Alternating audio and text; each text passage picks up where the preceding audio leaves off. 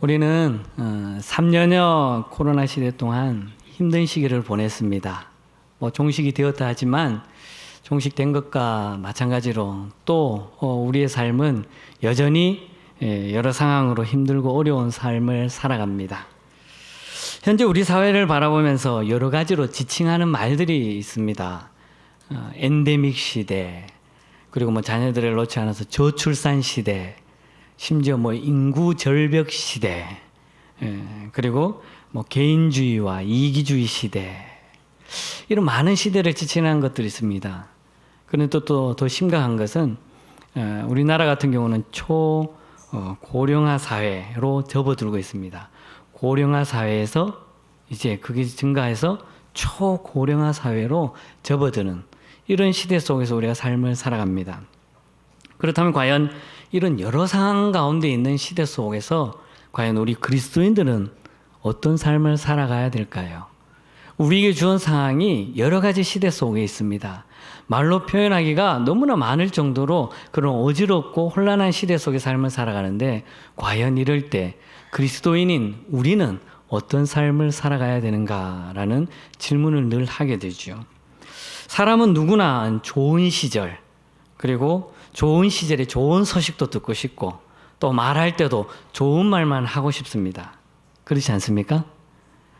남들이 누군가 나에게 나쁜 말을 하면 왠지 기분이 나빠져요. 저만 그럴까요? 아마 여기 계신 분들도 다 누군가 나쁜 소리를 하면 그 말을 듣기 싫어할 거예요. 그리고 그런 말을 들으면 왠지 그 사람하고 나와의 관계가 이제 점점 멀어지는 그런 경우를 볼 수 있죠. 이것이 우리 일반적인 사람의 삶의 모습입니다. 그러나 우리 그리스도인들은 어떻게 될까요? 비록 나에게 좀 기분 나쁜 소리를 하고 내가 싫은 소리를 좀 하더라도 우리는 한 믿음의 공동체 안에 있습니다. 하나님의 자녀된 공동체 안에 있어요. 그러면 때로는 내 성격을 조금 죽이고 사랑의 공동체, 그리고 서로가 서로에 대한 믿음의 공동체, 그리고 또 더 나아가서 우리가 하나 되는 공동체를 이루어 가야 할 것입니다. 이런 삶을 살아가는 우리 모두가 될 수 있기를 바라겠습니다. 오늘 본문에 나오는 예레미야는 슬픈 시대적 현실 속에서 살아간 사람입니다. 아마 지금 우리가 사는 것보다 더 힘든 상황 속에서 삶을 살아갔던 선지자가 바로 예레미야 선지자입니다. 그는 힘들고 아픈 시절에 이스라엘 백성들에게 가슴 아픈 소식을 전해야 됐습니다. 선지자로서, 하나님께서 선지자로서 세우신 그 사명을 감당하기 위해서는 선지자라고 하면 메시지를, 하나님의 말씀을 전할 때 좋은 소식, 기쁜 소식, 누구나 내가 전하는 소식을 듣고 저 사람이 참 기뻐하구나, 평안해하구나, 하나님이 나를 통해서 역사하신 모습들이 많은 변화가 일어나는구나, 그렇게 메시지를 전하면 얼마나 좋을까요? 그런데 예레미야 선지자는 그렇지 못했습니다. 나라가 망하고 회개하지 않으면 하나님의 심판이 임합니다라는 슬픈 소식을 전해야 했던 것이죠. 그러니까 그 마음에 얼마나 가슴 아프겠습니까? 좋은 소식을 전해도 될똥말똥인데 나쁜 소식을 전해야 되는 거예요. 심지어 많은 백성들에게 우상 숭배를 저버리고 하나님만을 바라보라, 하나님께로 돌아오라, 여호와 하나님께로 다시금 돌아와야지 살지, 그렇지 않으면 하나님께서 심판하십니다, 나라가 망할 것입니다, 그런 안타까운 메시지를 전해야 했던 것이죠. 그렇게 그는 나라의 어려움과 힘든 상황을 바라보면서 하나님의 말씀을 전해야 하는 소위 눈물의 선지자라고 일릴 그만큼 그렇게 하나님의 메시지를 전해야 했던 사람입니다. 눈물로 하나님의 말씀을 선포하며 이스라엘 백성들에게 하나님께로 돌아서지 않으면 나라가 망할 것입니다 라고 외쳐야 했던 그 예레미야. 그들이 듣든지 않든지 하나님의 메시지를 선포해야만 했다라는 것이죠. 그런데 이러한 예레미야 모습은 예레미야 당시의 모습만 외치는 메시지일까요? 저는 그렇게 생각하지 않습니다. 지금 우리의 모습도 어떻게 보면 메시아처럼 힘들고 어려운 상황 속에서 특별히 하나님을 믿는 하나님의 자녀들에게 선포되는 말씀이 하나님의 말씀으로 돌아서야 합니다. 여호와께로 돌아서야 합니다. 우리 그리스도인들이 세상에 빠지면 하나님께서 코로나19가 아닌 더 큰 심판이 우리에게 임할 것입니다 라고 외쳐야 하는 것이 지금의 모습이라는 겁니다. 그렇기 때문에 우리는 지금의 상황을 바라보면서 늘 우리 시대적 모습을 직시해야 되고 그 모습을 보면서 안타까워하면서 기도해야 된다는 것입니다. 특별히 우리는 나라와 민족 그리고 우리 교회와 가정과 자녀들을 위해서 눈물로 기도해야 된다는 것이죠. 한평생 하나님을 섬기면서 세 아들을 눈물로 키우던 믿음 좋은 어머니가 이제 임종을 맞이하게 됐습니다. 그 임종을 지켜보는 세 아들이 어머니 곁에 서 있었습니다. 힘겨운 목소리로 아들들에게 말합니다. 큰아들과 둘째 아들을 바라보시면서 이렇게 인사를 하는 거예요. 이제 우리 다시 만나자. 막내 아들에게 인사를 합니다. 안녕.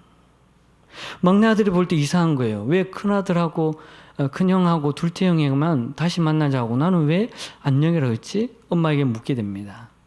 그 이야기를 들은 어머니는 힘겨운 목소리로 대답을 합니다.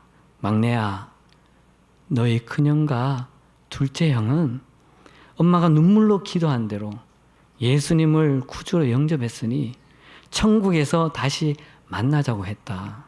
그런데 막내 너는 엄마가 눈물로 기도할 때 너는 예수님을 영접하지 않았잖아. 그러니 너는 지옥 갈 것이고 엄마는 천국 갈 거야. 그러면 이것이 우리의 마지막이야. 그래서 안녕이라고 했어. 이 이야기를 들은 막내 아들이 그제서야 어머님이 날마다 우리 자녀들을 위해서 형제들을 위해서 눈물로 기도했던 그 상황들을 떠올리며 깨닫고 어머니 앞에서 눈물로 회개하고 예수님을 영접했다라고 하는 것입니다.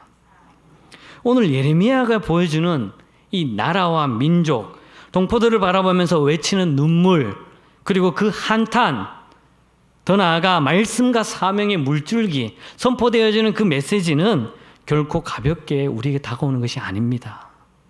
우리는 이 예레미야의 모습을 보면서 우리는 각성해야 된다는 것입니다.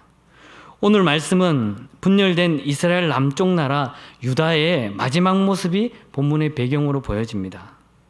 기울어가는 나라, 힘들어가는 나라, 그러나 마지막 불꽃과 같았던 그 요시야 왕, 하나님의 말씀을 지키고 나라를 지키려고 애쓰다가 결국 전장에서 죽음을 맞이하는 그 요시야 왕 이후에 국군은 나라는 점점점 쇠퇴해지고 경제적으로 뿐만 아니라 외세 침입과 그런 어려움 속에 있었다라는 것이죠.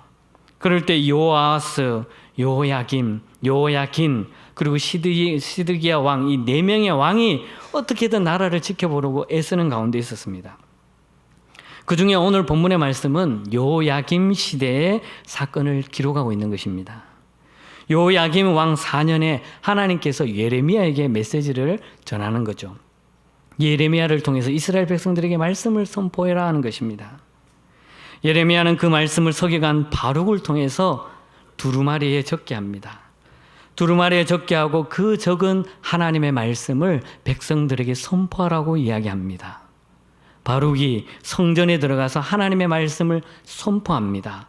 하나님께서 예레미야를 통해 했던 말씀, 그 말씀을 가지고 선포합니다. 그 이야기를 들은 백성들은 하나님 앞에 금식을 선포했다고 오늘 읽지 않지만 9절에 그렇게 말씀합니다. 이스라엘 백성들이 그 말씀을 듣고 금식한 거예요. 그런데 모든 백성이 그랬을까요? 그렇지 않았다라는 것입니다. 특히 바룩을 통해 이제 기록된 하나님의 말씀이 왕과 신하들, 궁에 이제 하나님의 말씀을 들고 들어갑니다. 하나님의 말씀에 그 말씀을 들고 들어가서 왕과 신하들 앞에 하나님의 말씀을 선포합니다. 메시지를 전달합니다. 그런데 그 말씀을 들은 왕과 신하들, 그리고 그 왕은 하나님의 말씀이 적힌 두루마리를 그만 칼로 베어버립니다. 그리고 베어버린 그 말씀을 화로에 던져버립니다. 활활 타게 합니다. 어찌 이런 일이 일어납니까? 우리 성도님들 이런 거 놀라지도 않아요. 여러분 한번 생각해 보세요. 하나님의 적힌 말씀이에요. 이 말씀. 우리에게 주신 이 말씀을 내가 싫다고 칼로 잘라버리는 거예요. 칼로만 자릅니까? 이 말씀을 그냥 화로에 던져서 불태워버립니다.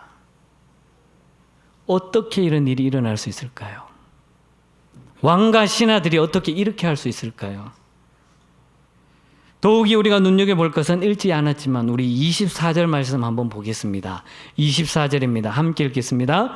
왕과 그의 신하들이 이 모든 말을 듣고도 두려워하거나 자기들의 옷을 찢지 아니하였고. 아멘. 지금 왕과 신하들의 모습이 이런 모습이에요. 전혀 감각이 없는 거예요. 하나님의 말씀을 듣고도 아무런 반응이 없는 모습을 보인 거예요. 심지어 하나님의 말씀을 들었으며 왕부터 자기 자신의 옷을 찢으면서 하나님 앞에 회개하고 여봐라 온 국민이 모두 다 우리 금식하며 회개하며 하나님 앞에 나아가자 이렇게 선포되어야 할 왕이 하나님의 말씀을 칼로 베어버립니다. 그리고 그 말씀을 불살라버립니다. 도대체 어찌 이런 일이 벌어지겠습니까? 지금 그들이 하는 행동은 무엇입니까? 그들은 전혀 아무런 감각이 없었다라는 거죠. 사랑하는 성도 여러분, 무엇이 불행하겠습니까? 불행은 하나님 앞에서 인생을 살아가면서도 내가 지금 무엇을 하는지, 내가 지금 어떤 생각을 하는지, 내가 지금 하는 일이 도대체 무슨 일인지 아무런 감각이 없는 사람입니다. 그런 사람은 정말 불행한 인생을 살아간다는 거죠. 왕은 정말 놀랍고 무서운 짓을 합니다. 할 수 없는 짓을 왕이 해버렸다는 것이죠. 하나님의 말씀을 들었지만 그 하나님의 말씀이 기록된 두루마리를 칼로 잘라버리고 불살라버렸다는 것이에요. 하나님은 그 모습을 보십니다. 그 모습을 보았습니다. 다시금 하나님께서는 예레미야와 바룩에게 말씀하십니다. 다시 하나님의 말씀을 두루마기에 적어라. 그리고 앞서 기록한 것과 동일하게 적고 더 나아가 하나 더 추가를 합니다. 이전의 말씀과 다른 한 가지, 그것은 왕과 그의 신하들에게 대한 하나님의 구체적 심판의 메시지가 추가되었다는 것이죠. 하나님의 말씀이 들려왔다는 것은 무엇입니까? 하나님께서 지금 나에게 말씀하셨다는 것은 무엇을 뜻하는 거예요? 아, 지금 내가 변화되면 되겠구나. 내 마음이 바뀌면 되겠구나. 바뀔 수 있는 기회를 주었습니다. 변화될 수 있는 기회를 주었습니다. 그러나 왕과 신하들은 그렇게 하지 않았다라는 것이죠. 왕과 신하들은 하나님의 말씀에 대한 태도가 잘못되었다라는 것입니다. 하나님의 말씀에 귀 기울여야 되고 그 말씀을 들어야 하고 들은 그 말씀을 지키고 행해야 할 왕과 신하들이 하나님의 말씀을 무시하였고 외면해버렸고 더 나아가 완전히 멸시해버리는 그런 모습을 보여주었다는 것입니다. 오늘날 변화를 꿈꾸는 교회, 그리고 주님의 자녀다워지기를 원하는 하나님의 자녀들, 저와 여러분들, 우리가 오늘 본문의 말씀을 통해서 새겨드려야 한다는 것입니다. 아주 심도 있게 이 말씀을 잘 새겨들어야 한다는 것입니다. 왜냐? 특별히 우리 교회는 지금 새로운 담임 목사님의 청빙을 통해서 새로운 변화를 꿈꾸고 있습니다. 하나님이 원하시는 더 크고 놀라운 일들을 우리 교회가 새로이 꿈꿔 나아가야 할 것입니다. 그렇다면 이런 상황 속에서 우리 교회 온 성도들이 해야 할 것이 무엇일까요? 주님께서 말씀하시는 그 말씀에 대한 태도를 우리가 올바로 정립해야 된다는 것입니다. 청빙위원들이 알아서 잘 정하겠지. 천만의 말씀입니다. 온 성도들이 한 마음으로 담임 목사 청빙을 위해서 기도하고 하나님께서 말씀해 주신 그 말씀을 우리가 그대로 받아야 되고 그 말씀대로 우리가 한 마음이 되어서 하나 되면서 실천하며 나아가야 된다는 것입니다. 할렐루야. 이런 모습이 우리 교회에 있어야 되는 것이에요. 그러기 위해서 이 시간 말씀에 대한 올바른 태도에서 몇 가지로 한번 생각해 보겠습니다. 가장 먼저 우리는 하나님의 말씀에 대해서 한번 따라해 보실까요? 말씀에 대하여 바른 인식을 가지자. 우리가 늘 하나님의 말씀을 대할 때 여러분들은 하나님의 말씀을 어떻게 대할까요? 단순히 그냥 하나님께서 우리에게 주신 책이라고 생각하십니까? 그냥 단순히 종이책이라고 생각하십니까? 아니에요. 왕은 하나님의 말씀을 대하는 태도가 벌써 틀렸습니다. 왕과 신하들은 하나님의 말씀이 자신들의 생각과 다를 경우, 내 생각과 하나님의 말씀이 다르기 때문에 그냥 거절하거나 무시하거나 가벼이 여겨도 돼, 이렇게 생각했다는 것입니다. 그 이유가 도대체 무엇일까요? 왜 왕과 신하들은 이렇게 하나님의 말씀을 거절하고 멸시하고 무시했을까요? 그것은 바로 그들의 마음이 하나님으로부터 멀어져 있기 때문에 그렇습니다. 눈이 먼 것이 아니었습니다. 그들의 마음속에 하나님의 말씀이 자리 잡히지 않았다라는 것입니다. 그들의 마음에 하나님이 보이지 않았습니다. 하나님에 대해서 아주 무감각해져 버렸습니다. 나라가 힘들고 어려울 때 더욱더 하나님을 찾고 부르짖어야 되는데 왕과 신하들은 그렇게 하지 못했다라는 것이죠. 여러분, 하나님의 말씀이 안 들린 것이 아닙니다. 들리지 않은 것이 아니에요. 분명히 하나님의 말씀은 들렸습니다. 지금도 여러분들은 하나님의 말씀을 듣고 있습니다. 심지어 하나님의 말씀을 눈으로 보고 있습니다. 그런데 마음으로 느끼지 못하면 아무 소용이 없는 거예요. 왕과 신하들에게 하나님의 말씀이 안 들렸습니까? 아니에요. 분명히 들렸습니다. 심지어 하나님의 말씀이 그들에게 깨우치도록 예레미야와 바룩을 통해서 하나님 말씀이 더욱더 그들에게 전해 주었다라는 것이에요. 그러나 그들은 듣지 않았습니다. 왜 그럴까요? 하나님을 향한 경외심이 사라졌습니다. 즉, 하나님을 바라보면서 하나님께서 말씀하시는 그 말씀을 내가 존경해야 되는 거예요. 순종해야 되는 거예요. 받아들여야 되는 겁니다. 그리고 이 말씀에 대해서 내가 말씀을 대하면서 살아 역사하시는 그 하나님의 말씀을 두려워해야 된다는 거예요. 내가 말씀을 지키지 않으면 안 되겠다라는 그 두려운 마음. 하나님이 진노하시면 내 생명까지도 거두어 가신다라고 하는 그 놀라운 두려운 마음이 있어야 되는데 왕과 신하들은 하나님을 경외하는 마음이 사라졌습니다. 이것이 바로 불행한 삶을 보여주고 있는 것입니다. 데살로니가전서 5장 20절 말씀에 이런 말씀이 있습니다. 함께 읽겠습니다. 예언을 멸시하지 말고. 예언이 무엇일까요? 우리의 앞일을 이야기하는 것, 미래를 이야기하는 것, 그것이 예언일까요? 어떻게 보면 그것도 맞는 말일 수 있습니다. 누군가 나의 앞길에 대해서 예언해주면 그것이 내 앞길을 인도하는 거죠. 그런데 예언이란 말은 여기서 말해주는 것은 그런 뜻이 아니라 하나님께로 온 말씀이에요. 하나님으로부터 나에게 온 말씀이 예언이라는 거예요. 그렇다면 예언을 멸시하자고 말한 것은 하나님으로부터 온 말씀을 우리가 멸시하면 안 된다라는 거예요.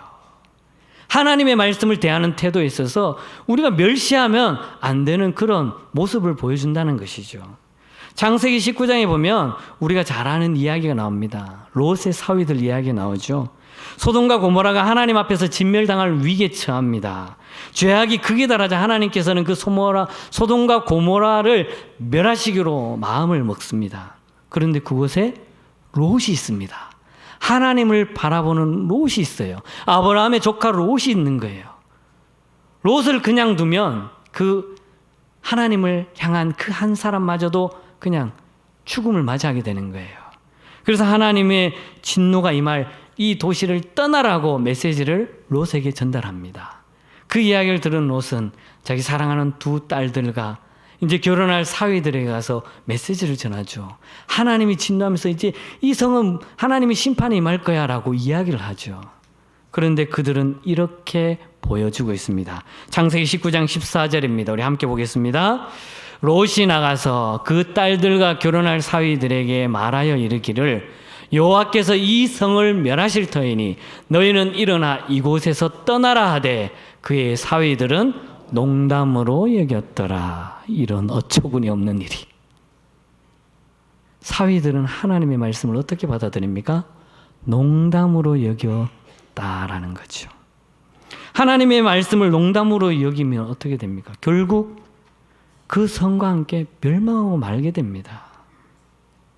오늘 본문에 나오는 왕도 하나님의 말씀에 대해서 바르지 못한 태도, 그 바르지 못한 태도로 말미암아 불행한 인생을 살게 됩니다.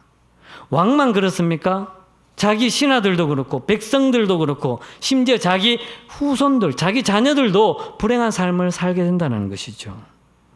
하나님 앞에 우리 교회와 가정 그리고 우리의 인생에 있어서 나의 밝은 생활, 행복한 삶 그리고 하나님이 기뻐하는 역할을 담당하려면 우리 마음이 하나님으로부터 멀어지는 그런 불행한 일은 없어야 될 것입니다. 할렐루야.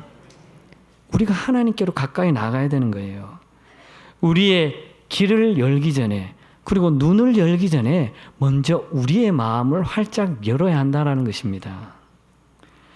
마음을 열지 않아서 마음이 하나님과 멀어지면 하나님의 말씀이 들리지 않습니다. 지금도 하나님의 말씀 여러분들에게 말씀하고 있습니다. 그런데 귀로는 들립니다. 눈으로는 보입니다. 그러나 가슴으로 느끼지 못한다면 그 말씀은 나의 말씀이 될 수 없는 거예요. 그 말씀대로 내가 행할 수도 없고 삶을 살아갈 수도 없다라는 것입니다. 보이기는 보아도 보이지 않고 듣기는 들어도 들리지 않는 이유는 바로 마음이 하나님으로부터 멀어져서 그렇다라는 것입니다. 왕에게 하나님의 말씀은 들리지 않았습니다. 선지자 예레미야를 통해 서기관들을 통해서 분명히 말씀해 주었습니다. 눈에도 보였고 귀로도 하나님의 말씀이 들렸습니다. 그러나 그들의 마음에는 하나님의 말씀이 들리지 않았던 것입니다. 결국 하나님의 말씀, 두루마리의 그 말씀을 칼로 베어버리고 화로에 불살라 버리는 그런 안타까운 모습을 보여주었던 것입니다. 사랑하는 성도 여러분, 우리의 마음이 하나님으로부터 멀지 않기를 소망합니다. 말씀을 받아들이는 태도가 바르게 되기를 원합니다. 말씀에 대하여 바른 인식을 가지시길 바라겠습니다. 말씀을 보고 들을 때 단순히 눈으로만 보고 귀로 듣는 것이 아니라 우리 마음에 새기기를 간절히 바라겠습니다. 그래서 온전히 하나님의 말씀을 받들어서 그 말씀대로 실천하며 나아가는 저와 여러분들의 삶이 될 수 있기를 간절히 소망합니다.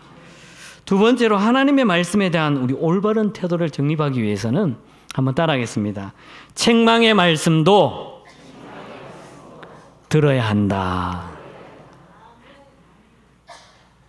하나님으로부터 마음이 멀어졌던 왕과 신하들은 그 모습을 보게 되면 또 다른 태도의 모습을 보여주게 되죠. 하나님께서 책망해 주시는 그 책망의 말씀, 잘못된 말씀, 그러니까 듣기 싫은 말씀, 나에게 있어서 가슴 아픈 말씀은 아예 듣지를 않으려고 한 거예요. 우리 29절 말씀 함께 보겠습니다. 같이 읽습니다. 또 유다의 요야긴 왕에 대하여 이같이 말하기를 여호와의 말씀에 대하여 내가 이 두루마리를 불사르며 말하기를 내가 어찌하여 바벨론의 왕이 반드시 와서 이 땅을 멸하고 사람과 짐승을 이 땅에서 없어지게 하리라 하는 말을 이 두루마리에 기록하였느냐 하도다. 이 내용이 도대체 무엇입니까? 하나님께서 첫 번째로 써주신 그 두루마리에는 바벨론 왕이 와서 그 이웃의 큰 왕이 와서 유다를 점령하게 될 것이라는 거예요. 그러면서 그 메시지가 경고의 메시지죠. 그 경고의 메시지를 들은 왕이 이렇게 말하는 거예요. 아니, 하나님께서는 왜 우리에게, 하나님의 백성이라고 하는 우리 민족에게 잘되게 하신다는 말씀은 전하지 않고 왜 다른 이방 나라, 큰 나라가 와서 우리를 멸하고 심지하여 우리 이 땅에 사는 사람과 짐승까지 다 남지 않게 멸망하려 하느냐? 왜 그런 메시지를 우리에게 주느냐라고 막 한탄하는 거예요. 그 말을 듣지 않으려는 거죠. 하나님의 메시지를 전하는 예레미야와 바룩을 오히려 막 잡으려고 합니다. 그리고 그 말씀을 아예 거부해 버리죠. 하나님께서 말씀하시는 그 심판의 메시지, 분명히 깨닫게 해주시는 메시지 말씀, 때로는 어떻게 보면 책망의 말씀이에요. 나에게 있어서 아픔이 되는 말씀이에요. 그런데 그 말씀조차 듣기 싫어했다라는 거죠. 말씀을 전하는 이의 역할과 말씀을 듣는 이의 역할이 중요한데 둘 다 가장 소중히 여겨야 되는 것이 무엇인 줄 아십니까? 그것은 바로 하나님의 말씀에 귀 기울이면서 그 말씀이 나의 말씀이 되도록 전하는 자나 듣는 자나 동일하게 느껴야 된다는 것입니다. 할렐루야. 아무리 전하는 자가 하나님의 감동을 받고 메시지를 아무리 선포해도 듣는 자가 마음에 감동이 없고 그 말씀은 내 말씀이 아니야. 그 말씀은 다른 사람의 말이야. 그 말씀은 나와 상관이 없어. 그렇게 받아들인다면 아무리 소중한 말씀을 전해도 그 사람에게 말씀의 소중함이 있지 않다라는 것입니다. 특별히 디모데후서 3장 16절에 이렇게 말씀합니다. 우리 함께 보겠습니다.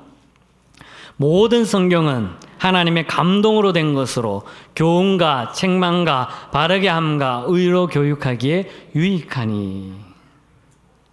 이 구절은 하나님의 말씀의 근원이 어디고 또 하나님의 말씀의 그 역할이 무엇인지를 우리에게 말씀해 줍니다. 성경의 근원, 말씀의 근원은 바로 하나님입니다. 하나님께서 그 근원의 말씀을 가지고 사람을 통해서 기록하게 만들었습니다. 그 사람을 통해서 기록한 것이 바로 이 성경, 하나님의 말씀입니다.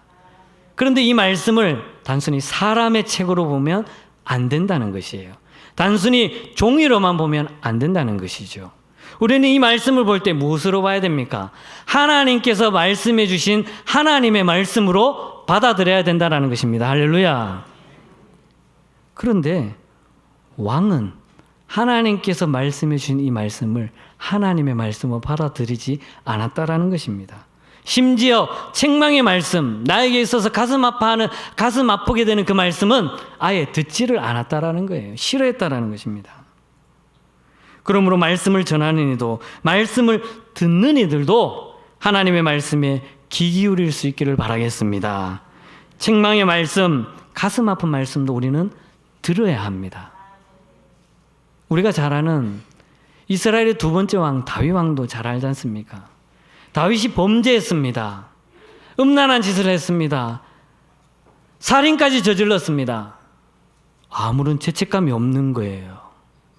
왕으로서 행한 것이 그 누가 잘못을 말하겠습니까? 그런데 선지자 나단을 통해서 왕에게 찾아가죠. 이야기를 합니다. 그 이야기를 다 들은 왕은 말합니다. 이렇게 죽일 놈이 어디 있냐고. 그 놈은 당장 죽여야 한다고. 선지자가 나단이 말합니다. 그 사람이 바로 당신입니다. 이렇게 말했을 때 왕의 입장에서 보면 어디 감히 선지자가 지금 왕 앞에 그렇게 말하느냐. 과감히 오늘 같은 요야김 왕 같았으면 그냥 선지자 나단을 칼로 못 베었을 것입니다. 그런데 다윗은 그렇게 하지 않았습니다. 비록 왕의 위치에 있지만 선지자 나단에 전하는 말씀, 하나님께서 전하는 그 말씀에 대해서 아멘으로 받아들였고 선지자의 그 말씀을 듣고 그 즉시로 하나님 앞에 무릎 꿇어 두 손 들어 회개하고 눈물로 하나님 앞에 나아갔던 것을 볼 수 있습니다. 우리는 누군가 나에게 있어서 앞서 말한 것처럼 나쁜 말 하면 듣기 싫어합니다. 목사들이 제일 듣기 싫어하는 말이 뭔지 압니까? 목사님, 오늘 설교 말씀요, 이게 잘못되었고요, 저게 잘못되었고요, 이런 말씀에 이렇게 표현한 거 틀렸어요. 이런 말 틀렸습니다. 지적한 말씀 되게 듣기 싫어합니다. 뭐 저도 그렇고 아마 많은 사람들이 그럴 거예요. 그런데 목사라도 지적하는 말은 들어야 합니다. 내가 목사인데라고 벌써 그렇게 나아가면 그때는 끝난 거예요. 우리가 하나님의 말씀을 들을 때 심지어 어린아이를 통해서 하나님께서 말씀해 주실 수 있습니다. 노년을 통해서 우리에게 말씀해 주실 수 있습니다. 아니, 사람을 통해서 아니라 무슨 상황을 통해서 하나님은 우리에게 말씀해 주실 때도 있습니다. 그 상황을 통해서 나에게 책망하는 말씀도 들려질 때도 있습니다. 그럴 때 우리가 가져야 할 마음이 무엇일까요?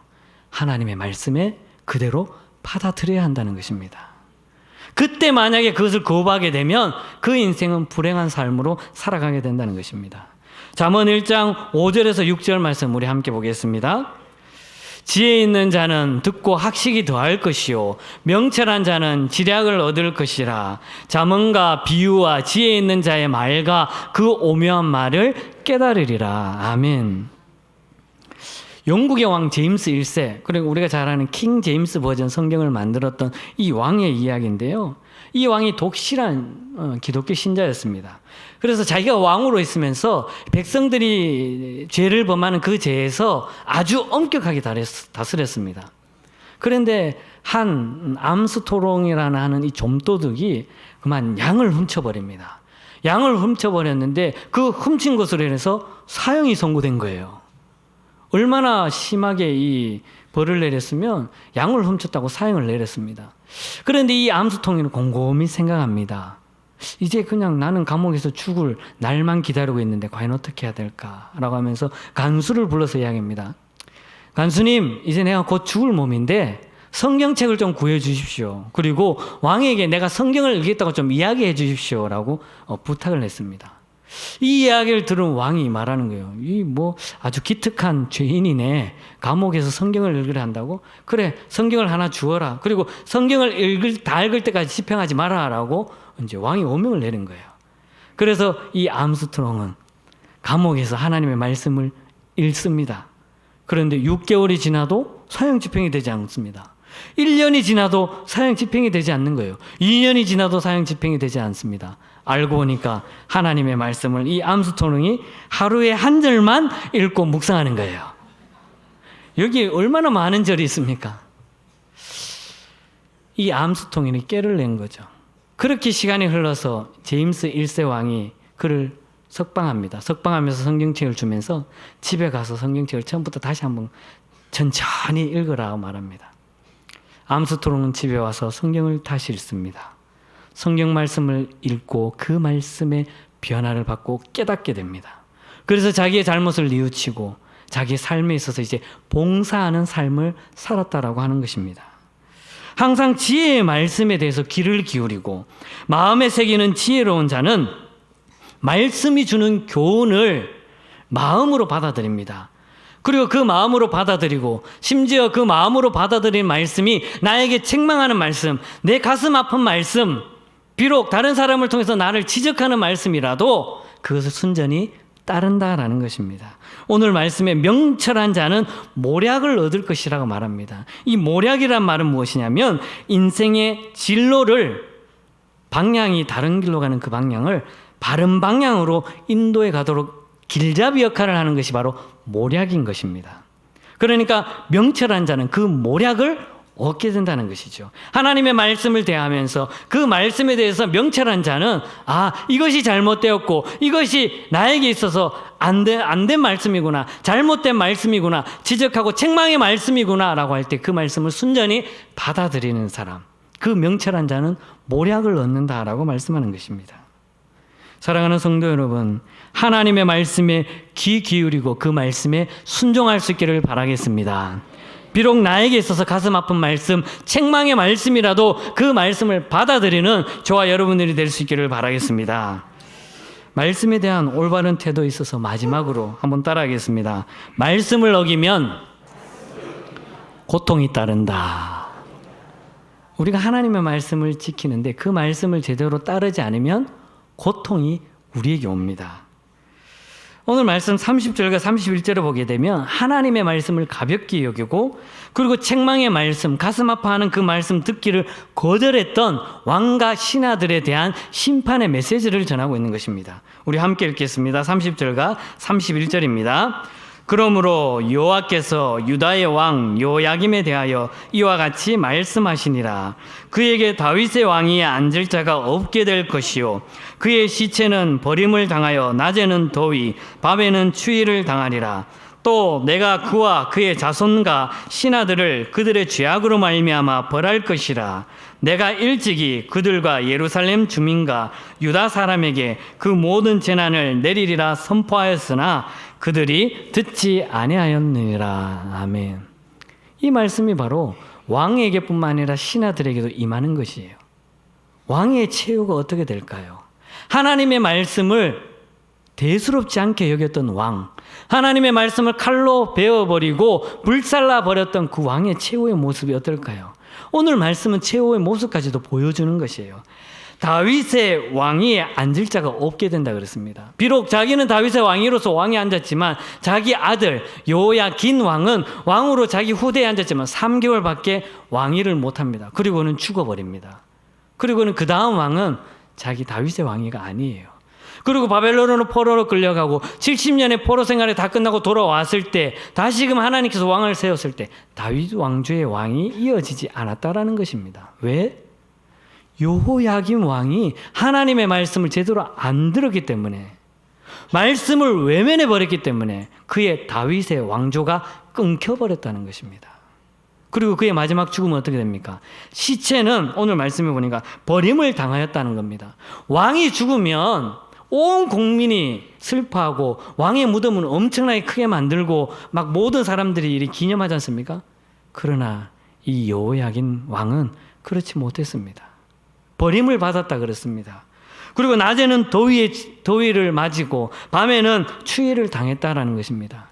실제적으로 유대 역사 요세푸스 자료에 보니까 그 왕의 시체가 그냥 길가에 널브러지고 많은 사람들이 짓밟고 그런 시체로 변했다라는 거예요. 한 나라의 왕인데 어떻게 최후가 그렇게 비참한 결과를 가져온다라는 것입니다. 그런데 왕만 그렇겠습니까? 아니죠. 왕을 따르는 신하조차도 만약에 왕이 화를 내고 왕이 만약에 잘못된 생각을 가지면 정말 충성된 신하 같으면 왕이시여 하나님의 말씀을 들어야 됩니다라고 조언을 해주는 게 신하 아니겠습니까? 왕이 하는 그 말을 듣고 그대로 박수치면서 잘하셨다라고 말하면 그 신하는 제대로 된 신하가 아니죠. 그에 비하면 신하들도 마찬가지입니다. 그의 자손과 신하들도 그들의 죄악으로 말미암아 버렸다라는 거예요. 그러니까 신하의 역할을 제대로 못했고 그들의 죄악으로 말미암아 벌을 받는다라는 것입니다. 이 얼마나 큰 고통이 찾아오는 것입니까? 하나님의 말씀을 제대로 지키지 않으면 그 고통이 우리에게도 그대로 온다라는 것입니다. 사랑하는 여러분, 혹시 하엔리히 법칙이란 말을 들어보셨습니까? 이 말은 미국 사람인데요. 허버트 윌리엄 하엔리히라는 사람이 산업안전재해를 연구하던 중에 발견한 법칙인데 이런 법칙입니다. 1대 29대 300이라는 법칙이에요. 아마 산업안전에 있고 직장인분들은 이런 법칙을 잘 알 거예요. 뭐냐면 하나의 큰 사건, 그러니까 대형 사건, 심지어 뭐 인명피해가 일어나는 그 사건이 일어나는 그 한 사건에 앞서서 29번이나 되는 그 사건들이 미리 징조로 보여주었다는 거예요. 29번이나 되는 사람들이 심지어 다치거나 아니면 건물 관련해서 시설 부분에서 조금의 증상이 나타났다는 거예요. 그런 증상이 있은 후에 한 번에 아주 큰 사건으로 벌어진다는 거죠. 그런데 29번의 그런 사람이 다치거나 눈에 보이는 징조가 있기 전에 300번 이상 되는, 그러니까 수백 번 이상 되는 그 징조가 그 산업 현장 속에 나타났다라는 거죠. 그 모습이 1대 29대 300인 거예요. 그러나 우리 사회에서 한번 크게 일어났던 사건들을 한번 살펴보시기 바랍니다. 그 큰 사건이 일어나기 전에 29번의 징조가 벌써 보여줬다라는 거예요. 그런데도 그것을 깨닫지 못하면 결국은 큰 사건, 인명피해로 일어난다는 것이죠. 그리고 29번의 사건이 일어나는 그 전에 벌써 300번 이상의 아주 사람이 느끼지 못하는 미세한 정도의 모습들이 주변에서 일어났다라는 거죠. 그러면 우리 신앙생활하는 우리의 모습은 어떻을까요? 우리가 신앙생활하면서 하나님의 말씀이 수없이 들립니다. 내가 하나님의 말씀을 따르지 않을 때가 많습니다. 하나님의 말씀을 어기고 불순종할 때가 많습니다. 그럴 때 아무런 변화도 안 일어나는 것 같습니다. 뭐 내가 다리가 부러지든지 손이 부러지든지 이런 것도 아니에요. 아무런 증상도 없어요. 그러면 우리는 어떤 모습을 가지게 될까요? 무감각해져 버립니다. 변화에 대해서 느끼지를 못합니다. 그러다가 조금 다칩니다. 뭔가 조금 일어나요. 그럴 때 깨달아야 됨에도 불구하고 깨닫지 못하는 거예요. 아유, 이건 뭐 사소한 일이네. 별다르지 않은 일이네. 그러다가 결국은 큰 일이 나에게 닥친다는 것입니다. 우리가 신앙생활 할 때도 마찬가지입니다.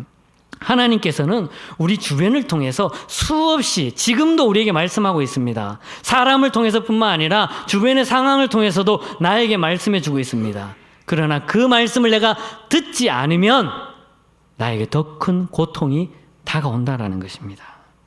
지금도 하나님은 우리의 모든 삶을 바라보시면서 내가 돌아오기를 기다리고 있습니다.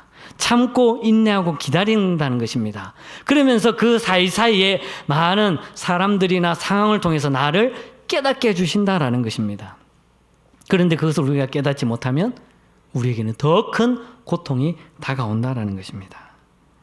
우리로 하여금 하나님께로 돌아올 수 있는 그런 상황 속에서 그 모습을 깨달을 수 있는 저와 여러분 될 수 있기를 바라겠습니다. 하나님의 말씀을 어기면 이전보다 더 큰 고통이 우리에게 닥친다는 것을 꼭 기억하시기를 바라겠습니다. 사랑하는 성도 여러분, 하나님과 멀어지면 우리는 불행한 인생을 삶을 삽니다. 가진 게 적거나 상황이 나빠서가 아니라 마음이 멀어져서 하나님의 음성이 들려지지 않는 것입니다. 혹여나 하나님의 음성이 들리고 눈으로 보여도 우리의 마음으로 느끼지 못하면 우리의 삶은 불행한 삶을 살아가게 된다는 것입니다. 마음 문을 활짝 열고 하나님의 말씀을 받아들이고 그 말씀대로 온전히 삶을 살아갈 수 있기를 바라겠습니다. 지금도 하나님과 멀어져 있다면 하나님께로 가까이 나아가는 여러분들의 삶이 될 수 있기를 바라겠습니다. 여호와께로 돌아오는 우리의 삶이 될 수 있기를 바라겠습니다. 변화는 여기에서부터 시작되는 것입니다. 내 자신과 우리 가정과 특별히 우리 내당교회 공동체 변화의 모습은 하나님의 말씀에 대한 올바른 태도로부터 가능하다라는 것을 믿으시기를 바라겠습니다. 바른 인식을 가지고 말씀에 순종하며 그 말씀을 지켜 행하며 나아가는 저와 여러분들의 삶이 될 수 있기를 주님의 이름으로 간절히 축복합니다. 거룩하신 하나님 참 감사합니다. 오늘도 귀하고 복된 날 주님 전으로 불러주시고 하나님 앞에 예배드리며 귀한 말씀을 통해 깨닫게 해주심을 감사합니다. 이 깨달은 말씀을 우리의 삶 가운데 온전히 행하며 나아갈 수 있도록 인도하여 주시옵소서. 예수님의 이름으로 기도드려옵나이다. 아멘.